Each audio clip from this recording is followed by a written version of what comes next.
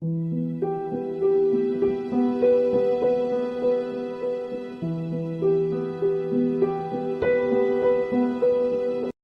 سورہ فاتحہ 3 دفعہ سورہ توحید پڑھ کر تمام مومنین مومنات محرومین، تمام علماء، تمام شہداء، اپنے تمام محرومین کو، شب جمعہ ہے میرے محرومین کو جن کا نام لیا گیا ان محرومین کو، اور استاد سعید صفر جعفر کی روح کو پڑھ کر بخش۔ بسم اللہ الرحمن الرحیم، الحمدللہ رب الرحمن الرحیم مالک یوم الدین، اهدنا الصراط المستقیم صراط الذین انعمت علیہم غیر المغضوب علیہم ولا الضالین۔ بسم اللہ الرحمن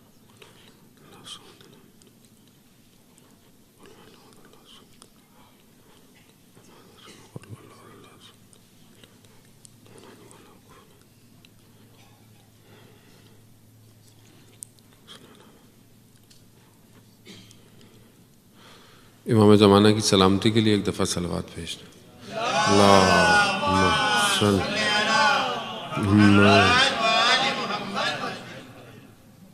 لا حول ولا قوة الا باللہ العلی العظیم، حسبنا اللہ ونعم الوکیل ونعم المولا ونعم النصیر۔ اعوذ باللہ من الشیطان الرجیم، بسم اللہ الرحمن الرحیم، الحمد للہ الذی یؤمن الخائفین وینجی الصالحین ویضع المستکبرین ویہلک ملوکا ویستخلف آخرین، والصلاة والسلام علی رسول ثقلین محبوب رب المشرقین والمغربین جد الحسن والحسین نبینا سیدنا بالقاسم محمد، اللہم صل علی وآلہ الطیبین الطاہرین المعصومین، لا سیما بقیت اللہ فی الارضین، روحی وارواحنا لتراب مقدم الفدا، ولعنت اللہ علی اعدائہم اجمعین۔ بسم اللہ الرحمن الرحیم، رب اشرح لی صدری ویسر لی امری واحلل عقدۃ من لسانی یفقہوا قولی، اما بعد فقد قال اللہ تعالی فی کتاب الحکیم والقرآن المجید، وما خلقت الجن والانس الا لیعبدون۔ صلوات بھیج دیں محمد والے، اللہم صلی علی محمد۔ عزیزان محترم، ایام ماہ رمضان ہے، شب دعا ہے، شب عبادت ہے، اور رسول خدا ارشاد فرماتے ہیں کہ انسان اس مہینے میں چاہیے کہ وہ بہشت کی، جنت کی تمنا کرے، کیونکہ جنت کے دروازے کھلے ہوئے ہیں۔ تو انسان کوشش کرے کہ اپنے آپ کو جنت کی طرف لے کر بڑھے، اور جہنم کے دروازے بند ہیں تو انسان اپنے آپ کو بھی جہنم سے دور کرے۔ وہ بہترین مہینہ ہے، اور اس بہترین مہینے میں شب جمعہ، شب دعا ہے، شب مغفرت ہے، اور ہمیں بھی چاہیے کہ ہم زیادہ سے زیادہ اس سے فائدہ اٹھائیں۔ آج کوشش کریں کہ کچھ وقت جو ہے وہ ہم نویں امام تقی علیہ السلام، اللہم صلی علی محمد، خوب مختصر سا ان کی زندگی کے کچھ پہلوؤں پر جو ہے وہ گفتگو کریں، اور برل شب جمعہ بھی ہے اس طرف بڑھیں۔ عزیزان محترم، امام تقی علیہ السلام نویں امام رضا علیہ السلام کے بعد ہیں، اور ان کی ولادت بھی بہت دیر کے بعد ہوئی، کہ جہاں لوگ امام رضا کو کہتے تھے کہ پتہ نہیں آپ کی اولاد ہوگی یا نہیں ہوگی، مگر خدا نے جو ہے وہ امام سے جو ہے وہ اللہ نے حضرت امام رضا کے گھر میں یہ اولاد دی، اور امامت بھی اسی میں قائم رکھی۔ ایک ہی فرزند ہے امام کا، اور اسی سے آگے پورا سلسلہ جو ہے وہ جاری ہے۔ رضوی سادات، تقوی سادات اور نقوی سادات سب امام تقی علیہ السلام ہی سے اور ان کی اولاد سے ہے، سب کچھ ہے۔ امام کی ایج بہت کم ہے، امام 25 سال سے زیادہ زندہ نہیں رہے۔ 25 سال کیا ایج ہوتی ہے ایک جوان آدمی، اور اسی میں امام کو زہر دے دیا گیا۔ یعنی ابھی امام چھوٹے ہیں اور ان کے والد کا انتقال ہو جاتا ہے، اور بہت کم عمر میں امامت جو ہے وہ عطا ہوتی ہے، اور اپنے امامت کے فرائض جو ہے وہ امام عطا کرتے ہیں۔ اب اس سے ظاہر ہوتا ہے کہ جب خدا کسی کا انتخاب کرتا ہے تو اس میں ایج کی ریسٹرکشن نہیں ہوتی ہے۔ خوب یہ خدا کی طرف سے، جب خدا نے حضرت عیسیٰ کا انتخاب کیا تو ماں کی گود سے جو ہے وہ نبی ہے، تو وہیں پر خدا اس چھوٹی عمر میں بھی ان کو امام بنا سکتا۔ اس زمانے میں امام سے سوالات ہوئے، حکومت جو تھی وہ امام کو کسی نہ کسی طریقے سے کوشش کرتی تھی کہ پھنسائے، لیکن امام کے پاس اللہ کا دیا ہوا علم تھا، اور اسی سے امام نے سارے مناظرے اور بہت ساری جو گفتگویں ہوئیں، لمبی لمبی جو ہے وہ مناظرے ہوئے امام کے ساتھ، اور امام نے وہ سامنے والوں کو جو ہے وہ اپنے علم اور فراست سے دکھایا کہ اللہ کا نمائندہ صرف خدا کا محتاج ہوتا ہے اور کسی کا نہیں ہوتا۔ خوب یہ سب خدا ہی کی طرف سے انہیں عطا ہوا۔ بہت مشہور ہے، ابھی خالد کہتا ہے کہ میں نے دیکھا کہ ایک شخص کو زندان میں ڈال دیا گیا ہے اور اس نے نبوت کا دعویٰ کیا ہے، تو کہتے ہیں میں اندر سے بڑا ہوا کہ یہ کون ہے، تو میں نے سوچا کہ جا کر دیکھتا ہوں، تو میں گیا، تو میں نے اس سے پوچھا کہ بھائی تم کہاں ہو، تو اس نے بتایا میں حلب کا، سیریا کا رہنے والا ہوں، اور جہاں پر امام کی سر کی جگہ ہے میں وہاں پر اکثر ہوتا تھا بیٹھا۔ تو ایسے میں ایک دن ایک شخص آیا تو اس نے کہا کہ مسجد کوفہ جانا چاہو گے؟ تو میں نے کہا ہاں۔ تو کہہ رہا ہے ایک قدم بڑھایا تو دیکھا ہم مسجد کوفہ میں تھے، تو اس نے وہاں پہ کہا کہ یہاں نماز پڑھی، ہم نے نفل پڑھے، پھر اس نے دوبارہ مجھے لیا، اگلا قدم بڑھایا تو ہم مدینہ میں تھے، وہاں پر ہم نے اس شخص نے بولا کہ جانتے ہو یہ کیا ہے؟ میں نے کہا ہاں رسول کا روزہ ہے، وہاں نماز پڑھی، پھر دوبارہ ایک قدم بڑھایا تو کہا یہ کون سی جگہ؟ کہا یہ مکہ ہے، کہا وہاں ہم نے نماز پڑھی، پھر اگلا ایک قدم بڑھایا تو واپس وہیں تھے رسول امام حسین کے پاس کے جہاں سے مجھے لے گیا۔ پھر پورا سال گزر گیا اور دوبارہ وہ شخص دوبارہ اسی تاریخ کو آیا اور پھر اس نے مجھے یہ کرایا، لیکن اب کہ جب جانے لگا تو میں نے اس کو روک لیا اور میں نے اسے کہا کہ تمہیں قسم اس کی جس نے تمہیں یہ علم عطا کیا ہے، تم اپنا نام تو بتا دو کہ تم کون ہو۔ تو اس نے اپنا نام بتایا کہ وہ امام رضا کی اولاد امام تقی علیہ السلام تھے۔ اللہم صلی علی محمد۔ کہتے ہیں یہ بات میں نے ایک کو بتائی تو یہ بات پھیلی، اور یہ بات جب خلیفہ تک پہنچی تو اس نے مجھے قید میں ڈال دیا اور اس نے مجھے بند کر دیا، جبکہ میں نے کوئی نبوت کا دعویٰ نہیں کیا تھا۔ میں تو یہ تھا، وہ میری بات پہ ان کو یقین نہیں آیا، میری بات کو مذاق اڑانے لگے اور مجھے قید میں ڈال دیا۔ اور جب تو ایک اور جگہ ملتا ہے کہ جب اس نے کہا کہ مجھے آزاد کرو تو اس نے بولا وہی جو تمہیں یہاں سے وہاں لے کے جا سکتا ہے اس کو بولو تمہیں آزاد کرا دے گا۔ تو ابھی خالد کہتا ہے کہ کچھ دنوں بعد میں نے پتہ کیا کہ زندان جاؤں تو دیکھا کہ زندان والوں سے پوچھا وہ کہاں ہیں؟ کہا وہ شخص اچانک سے ساری زنجیریں وہیں کی وہیں تھیں، وہ شخص وہاں سے غائب ہو گیا ہے۔ یعنی وہی جو کہ امام ایک جگہ سے دوسری جگہ لے کے جا سکتا ہے، وہی امام نجات بھی دے سکتا ہے۔ عزیزان محترم، بات یہ ہے کہ امام کو پکارے آدمی دل سے۔ جب آپ اپنے دل سے اپنے امام کو پکاریں گے، امام سے توسل کریں گے تو یقیناً امام مدد کو آئیں گے۔ بہت مشہور واقعہ ابا سلط کا کہ جو امام رضا علیہ السلام درود بھیج دے محمد وآل محمد، اللہم صلی علی محمد۔ امام 8ویں امام کے غلام ہے، خادم ہے، آخری شہادت کی جو مصائب ہیں وہ ابا سلط سے بیان ہوتے ہیں۔ امام نے ابا سلط سے کہا کہ جا کر ہارون جو خلیفہ تھا اس کی قبر کے اطراف کی مٹی لے آؤ، اور کہا کہ مٹی چاروں طرف کی لے آئے۔ تو امام نے اس کو اٹھایا سونگا اور اس کو بتایا کہ دیکھو اس کے پاؤں کی طرف کھودیں گے یہ میری قبر کے لیے تو ایک پتھر آئے گا جس کو یہ پورے لوگ جمع بھی ہو جائیں تو بھی نکال نہیں پائیں گے۔ اور پھر مختلف جگہوں کی بتا دی، اور پھر اپنا بتایا کہ مجھے جب سب جگہ نہ ہو تو فلانی جگہ، یعنی کہ اس کر کے خود وہ ہارون جو ہے وہ نیچے کی طرف آئے، کیونکہ مامون نہیں چاہتا تھا جب امام کو تھا کہ اس کی نیت یہ تھی کہ جب امام کو دفنائے گا تو وہ اپنے باپ کے قدموں میں امام کو دفنانا چاہتا تھا، لیکن امام نے اجازت امامت سے کہا کہ ایسا نہیں ہوگا، ایک ہی جگہ ہوگی، تو وہاں کھودنا اور وہاں تھوڑی سی قبر بنانا، خدا خود بخود قبر کو وسیع کر دے گا۔ اور ایک طرف سے جب تھوڑی سی قبر گیلی ہو تو فلانی دعا جو امام نے اسے سکھائی پڑھنا، تو دیکھنا قبر میں پانی آئے گا، پھر مچھلیاں آئیں گی، پھر تم روٹی کے ٹکڑے مچھلیوں کو ڈالنا، مچھلیاں کھائیں گی، پھر ایک بڑی مچھلی آئے گی جو ان سب کو کھائے گی اور پھر وہ غائب ہو جائے گی، پھر تم دعا پڑھنا تو پانی ختم ہو جائے گا اور پھر مجھے خوب۔ اس نے ویسے ہی کیا، اور یہ بھی امام نے فرمایا کہ یہ تمہیں مامون دیکھ رہا ہوگا یہ سارے کام جو کر رہے ہوگے تم۔ جب اس نے دیکھا کہ امام کو جب دفنانے لگے تو اس نے دیکھا خلیفہ نے کہ یہ سب کر رہا ہے، تو اس نے پوچھا کہ یہ دعا مجھے سکھاؤ، مجھے بتاؤ۔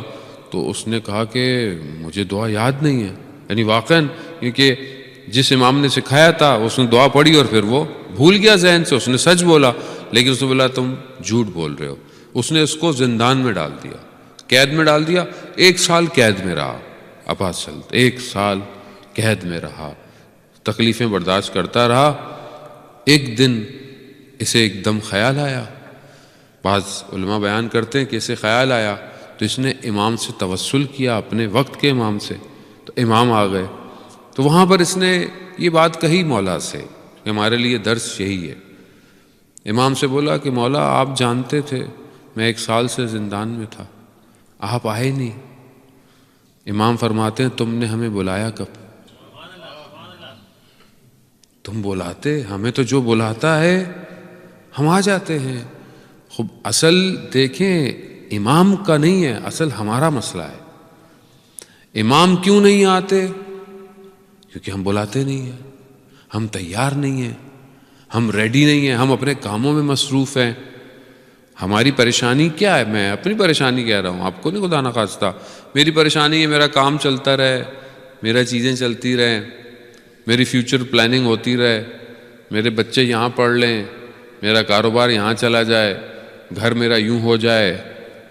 خواتین بھی اپنے ساتھ، ہر کوئی اپنے ساتھ، برا نہیں ہے، صحیح ہے، واجب چیزیں ہیں، آپ کو حلال ہیں، واجبات ہیں، آپ کو ادا کرنے ہیں، لیکن اس ساری پلاننگ میں یہ جو میں پلاننگ کر رہا ہوں، یہ بچہ جو ہے وہ اسکول جائے گا، پھر یہ کالج جائے گا، پھر یہ یونیورسٹی، ابھی سوچتا ہوں اس کو میں نے، خود تو انسان سوچتا ہی ہے کہ اس کو میں نے کیا بنانا ہے، ڈاکٹر بناؤں، انجینئر بناؤں گا، بزنس مین، جو بھی بناؤں گا۔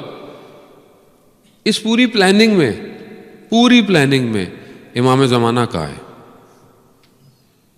کوئی سلاٹ میں امام زمانہ ہے یا نہیں ہے؟ تو اس کا مطلب ہے کہ میری زندگی کی پلاننگ میں امام ہے ہی نہیں۔ دعا میں ہر نماز کے بعد کرتا ہوں اللہم عجل ولیک الفرج، آ جائیں، لیکن کہاں آئیں؟ آپ کے چارٹ میں امام کی جگہ ہی نہیں ہے زندگی کے ٹائم ٹیبل میں۔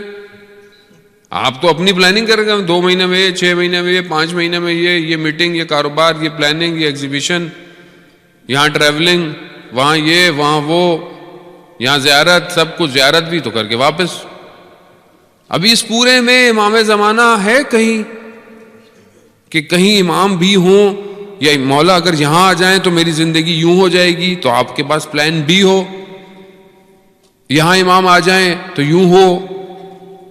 تو جب میری زندگی میں امام ہی نہیں ہے تو پھر میں دعا کس کے لیے مانگ رہا ہوں؟ عزیزان محترم، اصل درس یہی ہے کہ میں اپنی زندگی میں مگن ہوں، میری زندگی اچھی چلنی چاہیے، میری زندگی اچھی چلتی رہے بس۔ اگر مجھے امام سے محبت بھی ہے تو مولا میرا کام ہو جائے، بس میرا کاروبار اچھا ہو جائے۔ باقی امام آئیں، دنیا میں پریشانی ہے، ظلم ہو رہا ہے، لوگ بھوکے رہ رہے ہیں، وہاں مجھے کیا فرق پڑتا؟ وہاں سے میری زندگی اچھی ہو رہی ہے۔ عزیزانو، تب پھر کیسے آپ سوچیں امام آئیں گے؟ میں خدا نخواستہ یہ نہیں کہہ رہا کہ آپ سوچتے نہیں ہیں، آپ سوچتے ہیں، آپ چاہتے ہیں، ہمیں اور اچھا کرنا ہے اس کو، ہم اس پلاننگ کو اور سٹرونگ کریں، ہم اپنے بچے کے ہر جو اس کے لیے پلاننگ کر رہے ہیں اس کے ساتھ ساتھ ہم اس کی گروتھ کریں کہ اگر فلانے ٹائم پر امام آئے تو یہ کیا کرے گا، فلانی ایج میں امام آئے تو یہ کیا کرے گا۔ یہ نہیں ہوگا تو پھر یہی ہوتا ہے، جب یہ بچہ جوان ہوتا ہے، یہ بچہ بڑا ہوتا ہے تو یہ اپنی زندگی گزارتا ہے، پھر یہ اپنے کام کرتا ہے، پھر ہمیں افسوس ہوتا ہے کہ آپ نے بچپن سے اس کے اندر اس کی رگوں میں عشق امام زمان ڈالا ہی نہیں. امام زمانہ کا عشق ڈالتے تاکہ یہ ہر چھوٹتے بیٹھتے وقت یہ امام کو یاد کرتا. دنیا میں نے ایسے جوانوں کو دیکھا عزیزان محترم واقعاً یعنی امام کے عشق میں گرفتار ہیں. امام کا ذکر کریں ان کی آنکھوں میں آنسو آ جاتے ہیں, تڑپنا شروع کر دیتے ہیں. وہ یہی ہے جب امام نے ابا سلط سے کہا کہ تم نے ہمیں پکارا ہی نہیں, تو پکارتے, تم نے پکارا ہم آ گئے. تو بات یہ ہے کہ جب میں ضرورت محسوس کروں گا تو ہی تو امام آئیں گے. جب میں نیڈ ہوگی کسی چیز کی تو نیڈ انسان کوشش کرتا ہے. آپ کو کچھ چاہیے, اگر آپ کی کمیونٹی میں آپ کی گھر کے پاس نہیں ملتی, شاپ میں آپ کے اس ایریے میں نہیں ملے گی, تو آپ دور جائیں گے, دوسرے سٹور جائیں گے, دوسرے شہر جائیں گے, وہاں سے لے کر آئیں گے. کیوں؟ کیونکہ آپ کی ضرورت ہے. چاہے رات کا ٹائم ہو, آپ بولیں گے نہیں میں جاؤں گا. لیکن جب ضرورت نہیں ہو تو آپ کو ضرورت نہیں ہے تو نہیں ہے. کوئی چیز برابر میں بھی ہوگی تو بھی نہیں ملنے والی. تو عزیزان محترم ہم یہ دیکھیں کہ ہماری ضرورتیں کیا ہیں. ہم اپنی ضرورتوں کو اپنے امام کی ضرورتوں کے ساتھ میچ کریں تو پتہ چلے گا. ہر ذمہ داری ہے, میری بھی ذمہ داری ہے, آپ کی بھی ذمہ داری ہے, خواتین کی بھی کل ذمہ داری بیان کی, کافی چیزیں تھیں. جہاں پر مردوں کی ذمہ داری ہے خواتین کو جو ہے وہ اخلاق کے ساتھ پیش آئیں, ساری چیزیں, وہاں خواتین کی بھی ذمہ داری ہے گھر کے اندر کہ مرد کا بھی خیال کریں. روایات دونوں کے لیے برابر آئی ہیں, اچھی خاصی ہیں. یہ مرد کی باہر ذمہ داری ہے, عورت کی گھر میں ذمہ داری جہاں پر ہے, وہاں پر جب مرد آئے تو عورت کو بھی چاہیے کہ گھر میں مسکرا کر اس کا استقبال کرے. یعنی روایات آئی ہیں کہ وہ اپنے شوہر کے ساتھ, سائنس جو ہے وہ ریسرچ وہ کہتی ہے کہ ایک مرد کتنے الفاظ بولتا ہے پورے دن میں اور ایک عورت کتنے الفاظ بولتی ہے. تو خاتون کا وہ کہتے ہیں کم سے کم 5000 لفظ سے زیادہ, مرد جو ہے وہ 5000 کے آس پاس بولتا ہے. خواتین کی تعداد زیادہ ہے لفظوں کی. مرد بیچارہ 2-2.5 ہزار سارا دن میں اپنے آفس میں بول کے آ جاتا ہے, اب تھوڑے سے بچتے ہیں اس کے پاس. ادھر تو ہزاروں لفظ ہوتے ہیں, وہ سارا دن جب گھر جائیں فون شروع, یہ شروع, اس کو فون, اس کو, پھر بھی لفظ چلے جا رہے ہیں. اب مرد جب آتا ہے تو کئی ہزار لفظ باقی ہوتے ہیں خاتون کے. اب وہ بولنا شروع کرتی ہے, اب اس کے پاس تو لفظ ہی نہیں ہوتے. تو یہ صرف ایک جی بولتا ہے, ادھر کئی ہزار لفظ چلے جاتے ہیں, پھر سامنے سے آتے ہیں. اب یہ انڈرسٹینڈنگ ہونی چاہیے کہ آپ کو اللہ نے کیسا خلق کیا ہے, خاتون کو کیسا خلق کیا ہے. یعنی آپ کو پتا ہو کہ آپ نے ایک لفظ بول کر ادھر 1000 لفظ باہر نکلوانے ہیں. کیوں؟ کیونکہ یہ الفاظ نکلیں گے, ان کو کہیں نہ کہیں جانا ہے. تو a best speaker is a best listener. تو آپ اگر چاہتے ہیں کہ آپ کی بھی گھر میں سنی جائے تو پہلے آپ ان کی سنیں, پھر آپ اپنی سنائیں. اور یہ ضروری ہے عزیزان محترم. تبھی تو آپ دیکھیں, ہم سمجھیں تو صحیح کہ ایک اس مخلوق, ہم بھی تو مخلوق ہے نا. انسان ایک باڈی انیٹومی جب سمجھتا ہے کہ مختلف باڈیز ہیں دنیا کے اندر, ان کی کچھ گرم ہیں, کچھ سرد ہیں, کچھ کولڈ ہیں, کچھ اور باڈیز ہیں. اب جو باڈیز گرم ہوتی ہیں ان کو ٹھنڈی چیز آکوپائڈ کرنی چاہیے, جو باڈیز گرم ہیں ان کو گرم چیزیں نہیں, ان کو ٹھنڈی چیزیں. یعنی ڈاکٹر بھی آپ کی ٹریٹمنٹ ایسی کرتا ہے. تو اسی طرح پھر سائیکولوجیکل سسٹمز ہیں پورے, مین وومن ڈفرینٹ ہیں, ہمیں ایک دوسرے کو ویسے ہی ٹریٹ کرنا چاہیے. اور پھر ظاہر ہے ان کے اندر بھی کئی ٹائپس ہیں, تو ان ٹائپس کو بھی دیکھیں. جہاں اتنا آپ گوگل کرتے رہتے ہیں وہاں یہ بھی گوگل کر لیا کریں, تاکہ آپ کو پتا ہو کہ how to behave, how to react with each other. دوسری جگہ تو بڑا وہ فلانی آرگنائزیشن بیہیویئر ایسا ہے, وہاں ایسے بات کرتے ہیں, ایسے ملتے ہیں, فلانے ملک جائیں تو وہاں پہ یوں کرنا پڑتا ہے, فلانے ملک جائیں وہاں یوں کرنا پڑتا ہے. خوب یہ سب کیا ہے؟ آپ کو اسی حساب سے چلنا ہے. اگر آپ نہیں کریں گے, کہیں آپ روڈ ہیں, کہیں پر یوں اوکے ہے, یہاں کہیں پہ یوں خدا نہ خواستہ بری ہے, گالی بھی ہے کئی ملکوں میں, آپ یوں کریں وہ سامنے سے 2 لگائے گا آپ کو. خوب یہ آپ کو انڈرسٹینڈ کرنا پڑتا ہے. تو جب آپ اتنا اپنے کاروبار کے لیے, چیزوں کے لیے کر سکتے ہیں تو اپنی زندگی گزارنے کے لیے نہیں کر سکتے. کہ آپ ایک دوسرے کو سمجھیں. جب آپ سمجھیں گے تو پھر گھر آگے چلے گا, ورنہ 2 ٹائر ایک ادھر اور ایک ادھر جائیں گے تو گاڑی کھائی میں جائے گی اور کہیں نہیں جائے گی. تو بہتر ہے کہ آپ کی گاڑی پرواز کرے، آپ ان ٹائروں کو ہی نکال دیں اور 2 پر بن جائیں جو پرواز کرے کمال کی طرف۔ تو اس کے لیے ظاہر ہے کوشش اور محنت دونوں کو کرنی ہے عزیزان محترم۔ صلوات بھیجتے محمد والے محمد، اللہم صلی علی محمد۔ تو یہ دیکھیں امام کی زندگی میں واقعات، امام کی زندگی سے جو ایک چیز ہمیں ایکسٹریکٹ کرنی چاہیے خود، وہ یہ ہے کہ امام نے کم ایج کے اندر علمی گفتگویں اور یہ بہت زیادہ کیا ہے، اور امام حق پر رہے۔ ہمیں بھی چاہیے کہ ہم اپنی زندگی میں علم کو شامل کریں اور علمی چیزوں کی گفتگو کریں۔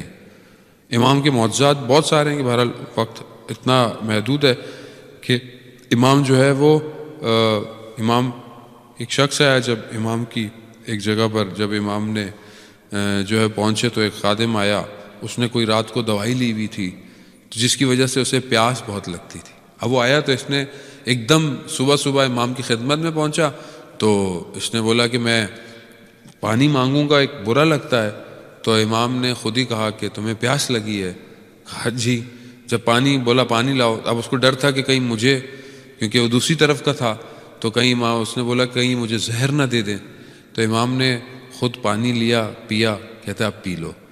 پھر تھوڑی دیر گزری تو مجھے پھر پیاس لگی، تو میں نے کہا کراہت ہے، اچھی بات نہیں ہے کہ میں، پھر امام نے بولا پیاس لگی ہے، پھر امام نے پانی منگایا۔ پھر اس نے سوچا اب تو یہ مجھے زہر دیں گے، لیکن پھر امام نے پانی پیا، اور پھر تو یہ سمجھ گیا کہ اللہ جنہیں انتخاب کرتا ہے وہ دلوں کے حال سے واقف ہوتے ہیں۔ عزیزان محترم، مگر دشمن نے کیا کیا؟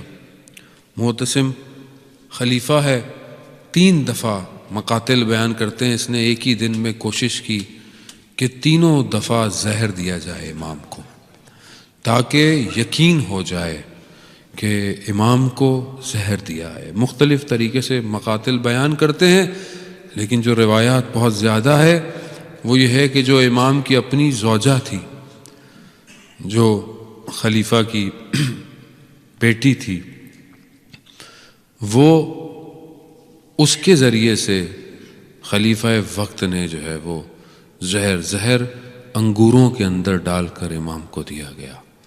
جیسے ہی امام نے ان انگوروں کو تناول فرمایا، زہر کا اثر امام کے وجود میں پڑا۔ پھر اس نے رونا شروع کیا کہ لیکن امام نے کہا کیا فائدہ ہے اس وقت؟ امام پیاس سے تڑپتے رہے۔ بعض جگہوں پر بعض بیان کرتے ہیں کہ اس زوجہ نے نیچے کنیزوں سے کہا کہ شور مچاؤ، کچھ ایسی چیزیں کرو، کیوں؟ تاکہ اوپر جو امام تڑپ رہے ہیں پتہ نہ چلے۔ اللہ اکبر، مظلومیت ہے امام۔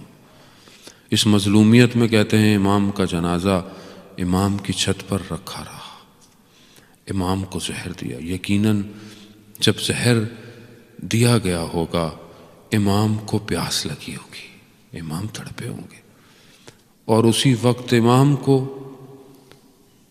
اپنے جد امام حسین کی پیاس یاد آئی ہوگی۔ ہاں عزیزان محترم، امام کو دفنا دیا گیا۔ امام کا جنازہ جو ہے ان کے جد امجد امام موسیٰ کاظم کے جواہر میں، جہاں کاظمین آپ جاتے ہیں، وہاں دفنا دیا گیا۔ لیکن میں قربان جاؤں، شب جمعہ ہے، شب زیارت امام حسین ہے۔ آج ساری روحیں کربلا جاتی ہیں، ساری روحیں۔ ایک سنی عالم کے ساتھ شیعہ عالم بحث کرتے رہے کربلا کے لیے، لیکن وہ نہیں مانا۔ جب دوسرے دن وقت آیا، اس نے کہا کہ صبح ہو گئی ہے، فجر کے بعد آؤں گا۔ جب وہ شیعہ عالم فجر کے بعد اس کے گھر گیا تو اس سے پوچھا کہاں ہے؟ کہا وہ تو کربلا کی طرف ہے۔ کہا کربلا؟ ساری رات میں بحث کرتا رہا، مانا نہیں، ابھی کربلا؟ جب جا کر کیا دیکھا کہ زری سے پکڑ کر گریا کر رہا ہے، رو رہا ہے۔ جب اس سے وہ فارغ ہوا تو میں نے پوچھا ماجرا کیا ہے؟ رات کو تو میں بہت کرتا رہا، تم مان نہیں رہے تھے، اور ابھی تم کہتا جب تم گئے نماز ہوئی تو میں سو گیا۔ میں نے خواب میں کیا دیکھا کہ آسمان پر کچھ سواریاں جا رہی ہیں اور نور کی حالت ہے، اور ان سواریوں میں سے میں نے دیکھا کہ ایک سواری حضرت سیدہ کی ہے، حضرت ختیجہ کی ہے، اور وہ کچھ پرچیاں پھینک رہی ہیں۔ میں نے کہا یہ کیا ہے؟ کہا یہ پرچی جس کے نام کی نکلتی ہے اسے زیارت امام حسین نصیب ہوتی ہے۔ کہہ رہے میرے دل میں ایک عجیب سا وہ آیا، ایک پرچی میرے پاس گری، جب میں نے اسے کھول کر دیکھا تو میرا بھی نام تھا۔ ہاں عزیزان محترم، کاش شب جمعہ ہم بھی کربلا میں ہوں۔ اگر ہم بدن سے نہیں جا سکتے تو ہم روح سے جائیں، آئیں متصل ہوں اس ایک بچے سے۔ کون سا بچہ؟ ایک چھوٹا سا بچہ کہ جسے خود باب الحوائج کہتے ہیں۔ شب جمعہ ہے، انشاءاللہ ہمارے مرومین بھی ہمارے اس گریہ سے جو ہے وہ انہیں استغفار ملے۔ بس 2 جملے کہوں گا اور التماس دعا۔ ہاں عزیزان محترم، کربلا میں جب پانی ختم ہو گیا، پانی نہیں تھا، تو ایک خیمے کے اندر شور مچنے لگ گیا۔ کہا کون ہے؟ کہا اصغر کو چین نہیں آتا، کبھی ادھر ہے کبھی ادھر ہے۔ یقیناً اصغر بے چین تھا، کس کے لیے؟ پیاس کے لیے، مگر کون سی پیاس؟ شہادت کی پیاس چاہیے تھی اصغر کو۔ ہاں عزیزان محترم، میرے مولا گئے، عزلی اصغر کو لیا دشمن کے پاس لے کر۔ آپ مصائب سنتے رہتے ہیں، دشمن نے جب دیکھا بچے کو، بعض کہتے ہیں کہ مولا نے دشت کربلا پر رکھ دیا، کہا مجھے پانی نہیں دیتے تو اس کو تو پانی دے دو۔ ہاں عزیزان محترم، کیا ہوا؟ مقاتل کہتے ہیں کہ حضرت علی اصغر کی زبان ایسے تڑپ رہی تھی جیسے کوئی مچھلی جب پانی سے باہر ہو تو تڑپتی ہے۔ ہاں مگر ان لعینوں نے کچھ نہ کیا، میرے مولا نے دوبارہ اٹھایا۔ ارے یہ وہ پھول تھا جو کربلا کا تھا، مگر ہرملا کے تیر نے اس پھول کو مرجھا دیا۔ میرے مولا اپنی عبا میں لے کر چلے، مگر خیموں میں نہیں گئے۔ نہ جانے کیا سوچا ہوگا خیموں میں کیا کہوں گا کہ کیا اس کو پانی نہیں ملا۔ میرے مولا نے دشت کربلا میں علی اصغر کو دفنا دیا۔ اللہ لعنت اللہ علی القوم الظالمین وسیعلم الذین ظلموا ای منقلبون۔ پروردگار امام زمانہ کی ظہور میں تاجیل عطا فرما، ہمیں ان کے ناصروں ان کے مددگاروں میں شمار فرما، جو پریشان حال ہیں ان کی پریشانیوں کو دور فرما، جو بے روزگار ہیں اور رزق حلال عطا فرما۔ پروردگار جو مقروض ہیں غیب سے ان کے قرضوں کو عطا فرما۔ بہت سارے لوگ مریض ہیں، مجھے بھی بہت سارے لوگوں نے کہا ہے، یقیناً آپ کے بھی لوگ مریض ہوں گے، حاضرین مجلس میں ان کے آپ سب کو پروردگار حضرت علی اصغر کے صدقے میں شفاء کاملہ اور عاجلہ عطا فرما۔ جو بے اولاد ہیں پروردگار انہوں نے حضرت علی اصغر کے صدقے میں اولاد صالح اور نیک عطا فرما۔ ایک مومن بہت لڑکا پریشان ہے، بڑا اس نے کہا ہے کہ مجلس میں میرے لیے دعا کریں۔ دعا کرتے ہیں پروردگار کی بارگاہ میں حضرت علی اصغر صدقے میں اس کی اس مشکلات کو اسی مہینے میں جلد سے جلد دور فرما۔ اور بھی جو بھی لوگ اپنے اندر حاجتیں لے کر آتے ہیں، چاہے وہ اولاد کی ہوں، چاہے وہ گھر کی ہوں، چاہے وہ مال کی ہوں، چاہے وہ دولت کی ہوں، بچے بیٹھے ہوئے ہیں اپنی ایجوکیشن کی ہوں، پروردگار ان سب کو اس چھوٹے حضرت علی اصغر کے صدقے میں جلد سے جلد قبول فرما۔ پروردگار ہم سب کو حج عمرہ اور زیارات کی توفیق عطا فرما۔ جو بھی جہاں بھی دین کی خدمت کر رہا ہے، کام کر رہا ہے، جیسے یہاں جماعت ہے، لوگ ہیں، انڈیویجول ہے، ہر شخص ہے جو اپنی ڈیوٹی دے رہا ہے کہیں پہ بھی، پروردگار ان سب کی توفیقات میں اضافہ فرما۔ ہم سب کو خدا اہل بیت کے صدقے میں اپنی بارگاہ سے اجر کثیر عطا فرما۔ اللہم ارزقنا زیارت الحسین فی الدنیا و شفاعت فی الآخرہ۔ صلوات پر محمد و آل محمد۔